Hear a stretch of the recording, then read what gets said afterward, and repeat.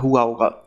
इन लोगों ने अपने बचपन में, अपनी कॉलोनी में, अपने मोहल्ले में या फिर भारत की सड़कों पर जिन टू व्हीलर्स को देखा होगा, चलाया होगा, जिन पर घूमे होंगे अपने बड़े भाई के साथ या अपने पिताजी के साथ, तो इस वीडियो में हम उन्हीं टू व्हीलर्स के बारे में बात करने वाले हैं।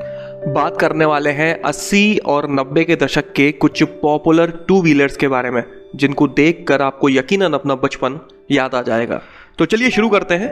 Kinetic Honda. इस गाड़ी को लगभग हर कोई पहचानता होगा, फिर वो चाहे बच्चा हो, जवान हो या फिर बूढ़ा, हर कोई लगभग इस गाड़ी में घूमा ही होगा। इस स्कूटर को इंडिया में 1984 में लॉन्च किया गया था। इसको लोग बाग उस समय पर उतना ही पसंद करते थे जितना कि आज के ज़माने में होंडा एक्टिवा को करते हैं। इस स्कूटर को इंडियन कंपनी काइनेटिक और जापानीज कंपनी होंडा ने मिलकर बनाया था, लेकिन इंडिया में यह गाड़ी अक्सर पहचानी जाती थी सिर्फ काइनेटिक के नाम से। लोग बोलते थे तो इसको सिर्फ काइनेटिक ही बोलते थे। ये इंडिया का पहला स्कूटर था जिसमें इलेक्ट्रिक स्टार्ट दिया हुआ था, मतलब कि बटन दबाने से ये चालू हो जाती थी। ये फीचर उस समय किसी भी स्कूटर में नहीं मिलता था। इसके अलावा ये पहला स्कूटर था जिसमें CVT कंटिन्यूअसली वेरिएबल ट्रांसमिशन जैसी ऑटोमेटिक ट्रांसमिशन टेक्नोलॉजी दी हुई थी। इंजन की बात करें तो इसमें 98 सीसी 2 स्ट्रोक पेट्रोल इंजन मिलता था जो 7.7 bhp की पावर जनरेट करता था और 9.8 Nm का टॉर्क। इसमें लगभग 40 kmpl का माइलेज क्लेम किया जाता था, जो कि उस समय पर अच्छा माना जाता था। 1984 में इसे लॉन्च करने के बाद में 1998 तक आते आते काइनेटिक और होंडा दोनों ही कंपनियां अलग अलग हो गईं, जिसके बाद में काइनेटिक ने इस गाड़ी को अकेले ही बेचना शुरू किया 2008 तक, जिसके बाद महिंद्रा ने इस कंपनी को खरीद लिया। अब इस गाड़ी का प्रोडक्शन बंद हो चुका है, लेकिन आज भी कभी कभार ये सड़कों पर देखने को मिल जाती है। Yamaha RX 100। इस गाड़ी का इंट्रोडक्शन देने की मुझे कोई भी ज़रूरत नहीं है। आज भी कई सारे लोग इस गाड़ी को वापस से खरीदना चाहते हैं। कई सारे लोग चाहते हैं कि ये वापस से शोरूम्स में मिलने लगे, ये इतनी ज़्यादा पॉपुलर थी। इस गाड़ी को 1985 में लॉन्च किया गया था और लॉन्च होते से ही ये गाड़ी इंडियन मार्केट में पॉपुलर होती ही चली गई। उस समय पर यंग जनरेशन की ये पहली पसंद थी। जवान लोगों के लिए ये मानो कोई ऑडी और BMW से कम नहीं थी। इस गाड़ी की खासियत थी कम वजन, ज़्यादा पावर और बेहतरीन आवाज़। उस समय एंथुसियास्ट इसी गाड़ी को चलाना पसंद करते थे, इस गाड़ी से रेसिंग किया करते थे। कई बार तो यहाँ तक हुआ है कि इसकी परफॉर्मेंस की वजह से कई बार रेसिंग अथॉरिटीज़ ने इसके इंजन को खोलकर देखा है कि क्या वाकई में ये 100 सीसी है या नहीं है, क्योंकि इस गाड़ी का पावर टू वेट रेशियो और हैंडलिंग बेहतरीन थी, जिसकी वजह से ये उम्मीद से ज़्यादा परफॉर्मेंस देती थी। देसी भाषा में कहूँ तो ज़रूरत से ज़्यादा ही भगती थी, और इसी वजह से मौत के कुएं में गाड़ी चलाने वाले लोगों की भी ये पहली पसंद थी। इंजन की बात करते हैं तो इसमें 98 सीसी 2 स्ट्रोक पेट्रोल इंजन मिला करता था जो 11 bhp की पावर जनरेट करता था और 10.39 Nm का टॉर्क। करीब 40 to 45 kmpl का ये गाड़ी माइलेज दे दिया करती थी। टॉप स्पीड की बात करें तो वो थी 110 km/h और इसका वजन था 95 किलोग्राम्स। लेकिन एमिशन नॉर्म्स स्ट्रिक्ट हो जाने की वजह से इस गाड़ी को 85 में लॉन्च करने के बाद 1996 में डिसकंटिन्यू कर दिया गया। लेकिन आज भी अगर इस गाड़ी को वापस से बेचना शुरू किया जाए तो लोग आज की गाड़ियों को छोड़कर इसे खरीदना शुरू कर देंगे। बजाज प्रिया। इस स्कूटर को इंडिया में 1975 में लॉन्च किया गया था। हालांकि उस समय पर इंडियन मार्केट में स्कूटर का मतलब बजाज चेतक हुआ करता था, जो कि वेस्पा 150 के ऊपर बेस्ड था और बजाज प्रिया बजाज 150 के ऊपर बेस्ड था। उस समय पर लोग स्कूटर लेना पसंद करते थे, जिनमें से ज़्यादातर लोगों की पसंद बजाज चेतक हुआ करती थी। लेकिन इसके अलावा और भी पॉपुलर स्कूटर्स थे, जिनमें से एक है बजाज प्रिया। अपने समय में ये स्कूटर कितना पॉपुलर था, इस बात का अंदाजा आप इस बात से लगा सकते हैं कि इसको खरीदने के लिए 3 से 4 साल की वेटिंग करनी पड़ती थी, जबकि बजाज चेतक की उस समय पर 10 से 12 साल की वेटिंग चला करती थी। इस स्कूटर में 150 सीसी 3 स्पीड इंजन दिया जाता था जो 6.3 bhp की पावर जनरेट करता था और 10.78 Nm का टॉर्क।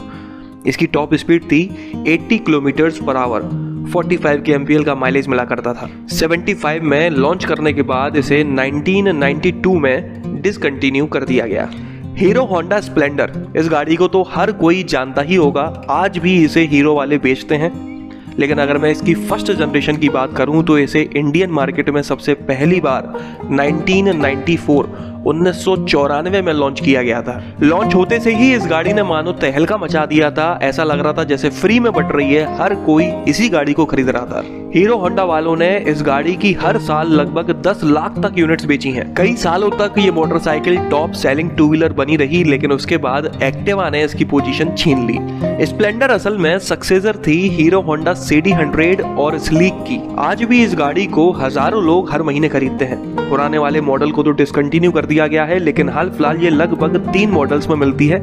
एक है आई स्मार्ट, दूसरा स्प्लेंडर प्लस और तीसरा सुपर स्प्लेंडर। और ये तीनों ही मॉडल्स एक्स शोरूम प्राइसेस के हिसाब से लगभग 60,000 रुपीज से शुरू होकर 71,000 रुपीज तक के मिल जाते हैं। यामाहा RD 350, इस गाड़ी को 1973 में लॉन्च किया गया था, जिस समय पर लोग बाग रॉयल एनफील्ड को सबसे ज्यादा पसंद किया करते थे और उसको टक्कर देने के लिए यामाहा ने इस गाड़ी को लॉन्च किया था। इसमें 347 सीसी का 2 स्ट्रोक 2 सिलेंडर इंजन था जो 39 bhp की पावर जनरेट करता था और इसकी टॉप स्पीड थी 169 किलोमीटर पर आवर। ये स्पेसिफिकेशंस उस समय के हिसाब से काफ़ी बेहतरीन थे। इस गाड़ी को as a sport bike, as a racing bike जाना पहचाना जाता था। उस समय पर 2 स्ट्रोक 2 व्हीलर्स चला करते थे, जिनकी खासियत होती थी कि इनमें पेट्रोल डलवाने के बाद में आपको 2 स्ट्रोक ऑयल भी डलवाना पड़ता था। लेकिन इस गाड़ी की खासियत थी कि इसमें ऑटोमेटिक ऑयल इंजेक्शन टेक्नोलॉजी थी, जिसकी वजह से आपको पेट्रोल डलवाने के बाद में किसी तरह का कोई भी ऑयल ऊपर से नहीं डलवाना पड़ता था। ये गाड़ी बिकी तो ज़्यादा नहीं, लेकिन पॉपुलर बहुत थी। रॉयल एनफील्ड बुलेट, ये इकलौती ऐसी गाड़ी है जो काफ़ी समय से इंडिया में बेची जा रही है और आज भी कई सारे लोगों की पहली पसंद है। ये पूरी दुनिया की लॉन्गेस्ट प्रोडक्शन बाइक है, जिसे 1948 से बनाया जा रहा है। इंडिया में रॉयल एनफील्ड ने लगभग 1955 से अपने प्रोडक्शन को स्टार्ट किया था। 1965 में इंडियन गवर्नमेंट ने पेट्रोलिंग करने के लिए 800 यूनिट्स को ऑर्डर किया था बुलेट की, जिसके बाद बुलेट पहले से ज़्यादा और पॉपुलर हो गई। हाल फिलहाल तो ये कंपनी आइचा मोटर्स की एक सब्सिडियरी है। जिस तरह से आज भी इसकी रॉयल स्मूथ राइड और आवाज़ के लिए पहचाना जाता है, इन्हीं कारणों से इसे पहले भी सबसे ज़्यादा पसंद किया जाता था। लेकिन हर किसी की बस की बात नहीं थी इस गाड़ी को चलाना या फिर कहूँ इस गाड़ी को संभालना, क्योंकि ये काफ़ी भारी हुआ करती थी। हाल फिलहाल रॉयल एनफील्ड की कई सारी बाइक्स मिल जाती हैं 350 और 500 सीसी इंजन्स के साथ में, जिनकी पूरी रेंज एक्स शोरूम प्राइसेस के हिसाब से 1.2 लाख रुपीज से शुरू होकर 2.8 लाख रुपीज तक की मिल जाती है। सुजुकी समुराई, असल में इस गाड़ी को टीवीएस मोटर्स और सुजुकी वालों ने मिलकर बनाया था, लेकिन लोग बाग इस गाड़ी को सुजुकी नाम से ही जाना पहचाना करते थे। ना तो कोई समुराई बुलाता था और ना ही कोई टीवीएस। इसको 1996 में लॉन्च किया गया था। इसकी खासियत थी कि इसके लुक्स भी अच्छे थे, पावरफुल भी थी और माइलेज भी था। मतलब कि एक कंप्लीट पैकेज था कस्टमर के लिए, और यही कारण था कि इसने काफ़ी सारे कस्टमर्स को अट्रैक्ट भी किया। और सबसे ज़्यादा बिकने वाली मोटरसाइकिल्स में से एक ये भी थी। इसमें 98.2 सीसी पेट्रोल इंजन मिला करता था, जो करीब 7.8 bhp की पावर जनरेट करता था और 9.8 Nm का टॉर्क।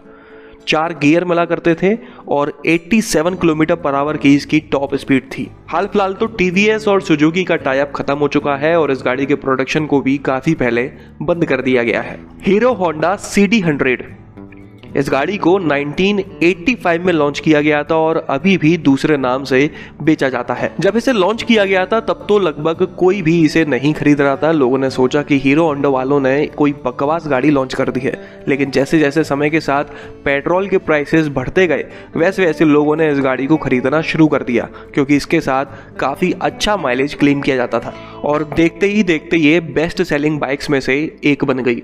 जिसके बाद हीरो होंडा वालों ने इस गाड़ी के सक्सेसर HF डॉन और फिर HF डिलक्स को लॉन्च किया, जिसे आज भी खरीदा जा सकता है। एक्स शोरूम प्राइसेस के हिसाब से ये 56,000 रुपीज़ से शुरू होकर लगभग 57,000 रुपीज़ तक की मिल जाती है। LML वेस्पा, ये एक स्कूटर था जिसे चेतक के अगेंस्ट में लॉन्च किया गया था। इस स्कूटर को भी 2 कंपनियों ने मिलकर बनाया था, एक तो थी LML और दूसरा पियाजियो। 1983 में इन दोनों कंपनियों ने हाथ मिलाया और 1985 में वेस्पा स्कूटर को लॉन्च किया था इंडियन मार्केट में।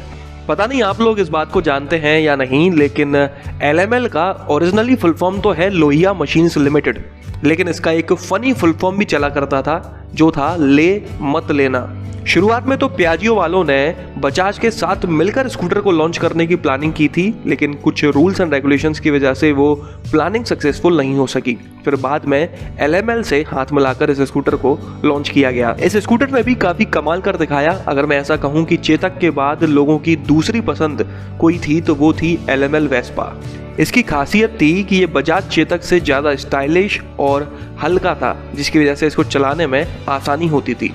काइनेटिक लूना ये एक मोपेड थी जिसमें एक काफ़ी छोटा सा इंजन लगा हुआ था 50 सीसी का। इसे USA मार्केट में भी बेचा जाता था काइनेटिक TRR के नाम से, जहां पर और छोटा इंजन लगा हुआ था इसमें 35 सीसी का। इंडियन मार्केट में लूना को 1972 में लॉन्च किया गया था और फिर 2000 के आते आते इसे डिसकंटिन्यू कर दिया गया। ये गाड़ी असल में एक लाइसेंस्ड कॉपी थी पियाजियो की सियाऊ मोपेड की। इस लूना की खासियत थी कि ये काफ़ी बेहतरीन माइलेज दिया करती थी और अगर बाई चांस पेट्रोल ख़त्म भी हो जाए तो ये साइकिल बन जाया करती थी। इसमें साइकिल जैसे पेडल्स दिया करते थे जिनको चलाकर इसे चालू किया जा सकता था और जिसको चलाकर पेट्रोल ख़त्म हो जाने पर अपने घर पर भी पहुंचा जा सकता था। वैसे तो और भी कई सारी गाड़ियां हैं पुराने ज़माने की जो हमारा बचपन हमें याद दिलाती हैं, लेकिन इस वीडियो में मैं सिर्फ आपको 10 गाड़ियों के बारे में ही बताने वाला हूँ। अगर आपको ये वीडियो पसंद आता है तो मैं फिर कभी किसी दूसरे वीडियो में बाकी गाड़ियों के बारे में भी आप लोगों को बताऊंगा।